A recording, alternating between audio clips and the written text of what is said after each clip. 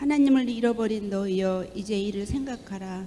그렇지 아니하면 내가 너희를 찢으리니 건질 자 없으리라. 감사로 제사를 드리는 자가 나를 영화롭게 하나니 그의 행위를 옳게 하는 자에게 내가 하나님의 구원을 보이리라. 아멘. 하나님의 말씀입니다. 요즘 판미치의 날씨가 참 좋은데 오늘 아침에는 비가 내리네요. 그 날씨가 좋다는 표현을 그 좋다, 참 좋다 이런 표현으로는 저는 부족하다는 생각을 합니다.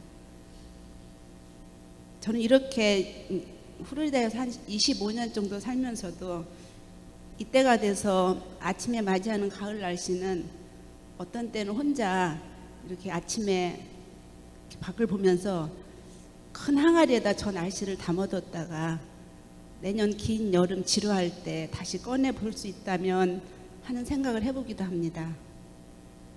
계절의 변화를 통해서 무덥고 지루했던 여름을 잊을 수 있고 하나님의 전능하신 섭리와 질서의 은혜를 새롭게 감사하며 제 마음의 기본 설정을 감사로 변경하고 더 많이 감사의 날들을 보낼 수 있도록 요즘 기도가 다시 그런 기도가 절실하게 됩니다. 요즘을 살아가는 저희들은 항상 스마트폰을 사용하는 그런 생활 속에서 설정이라는 단어에 익숙해져 있습니다. 감사를 우리 마음의 기본 설정으로 변경해 놓으면 세상이 다르게 보일 것입니다. 여러분도 경험해 보셨겠지만 가을 단풍이 든 산을 오를 때 선글라스를 쓰고 보면 단풍 든 나뭇잎이 더 곱게 보이는 것처럼 감사로 채색된 안경을 쓰고 보면 세상 모든 것이 다르게 보일 것입니다. 우리를 힘들게 하는 문제들이 순식간에 수많은 축복의 근원으로 바뀌고 우리의 감정을 끊임없이 옥죄던 상황들이 오히려 하나님을 향한 찬양과 감사의 원인이 되기도 합니다.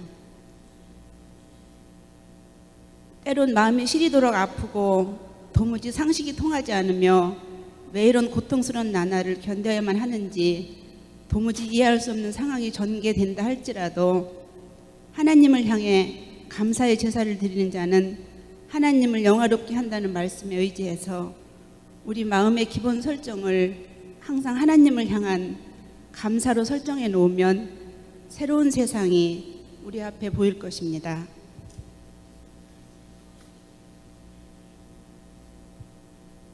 시카고에 사시는 연세 많으신 분이 아주 크게 하나님으로부터 받은 은혜 2가지가 있다고 고백하는 것을 들었습니다. 그 첫째는 영적으로 예수를 믿어 구원을 받은 사실이고 그 둘째는 육적으로 사람은 누구나 한 번씩밖에 못 받는 생명을 2번이나 받은 사실이 있는 축복받은 사람이라는 고백이었습니다. 그분의 고백은 흔히 말하는 모태신앙, 엄마의 뱃속에서부터 예수를 믿어온 사람, 하지만 이 말은 살아온 배경이 그렇다는 이야기고 실제로 예수를 내 의지로 믿고 구원을 얻었다는 말과는 그 의미가 다르다고 하셨습니다. 솔직한 말로 누가 너는 구원을 받았느냐 하고 물어오면 그렇다고 대답은 하였으나 속으로는 좀 찜찜한 구석이 있었는데 나가시는 교회에서 성경 공부 시간에 배운 예수님께서 하신 말씀, 내 말을 듣고 또 나를 보내신 이를 믿는 자는 영생을 얻었고 심판에 이르지 아니하나니 사망에서 영생으로 옮겼느니라. 요한복음 5장 24절 말씀을 배운 후로부터 구원을 받을 확신을 하게 되었다고 하셨습니다.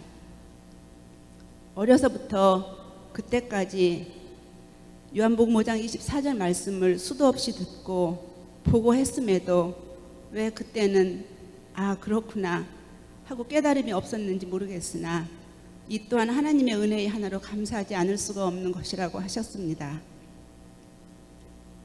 하나님으로부터 받은 영적인 은혜는 많이 부족하지만 이것이 하나님의 은혜라고 말하고 싶다고 하셨습니다.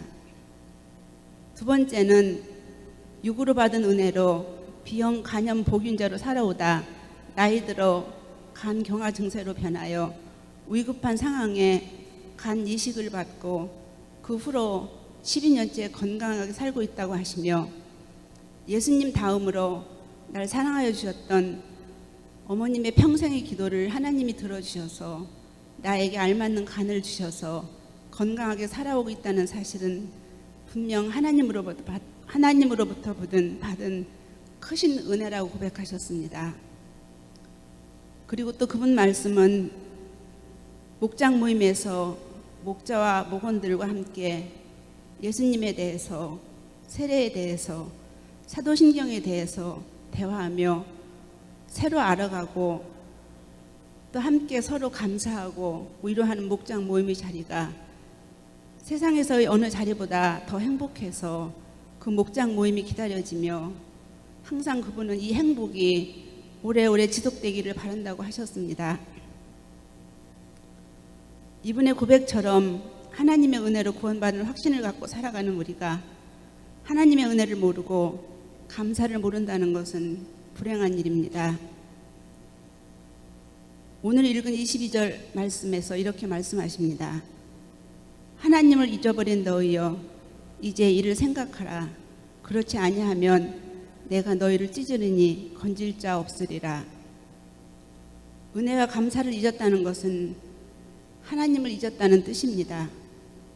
하나님과 하나님의 은혜를 생각하고 돌이키지 않으면, 다시 말해서 하나님의 은혜를 감사할 줄 모르고 그냥 그대로 살면 하나님이 우리를 찢으신다고 하셨습니다. 하나님과 우리의 사이가 찢어진다는 말씀입니다.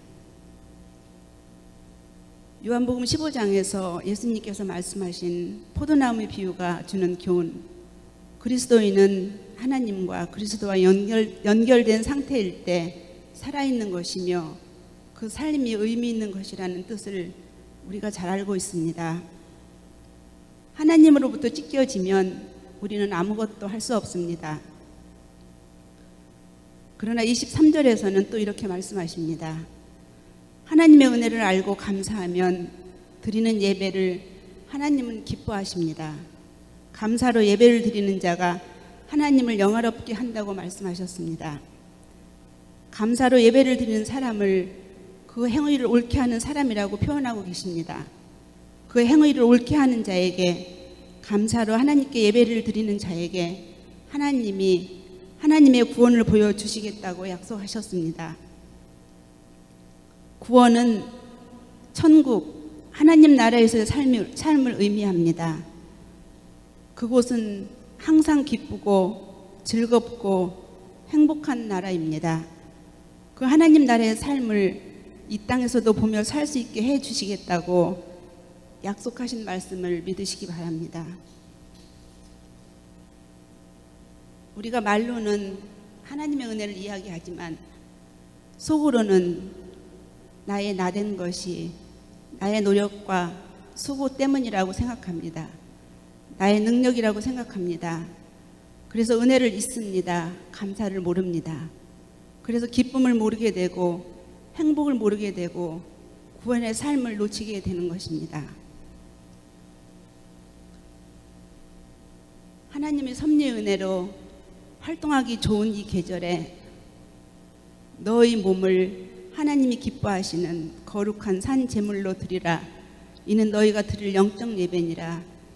로마서 12장 1절 말씀을 항상 기억하시고 감사로 제사를 드려서 하나님을 영화롭게 하고 하나님이 주시는 구원의 축복을 누림으로 이 땅에서도 항상 기뻐하며 천국의 삶을 사는 여러분과 제가 될 수 있기를 바랍니다. 기도드리겠습니다. 아버지 하나님, 저희가 안다고 하면서도 지키지 못하고 있고 그 귀한 말씀을 이 아침 시간에 다시 깨닫고 결단할 수 있도록 인도해 주셔서 감사합니다.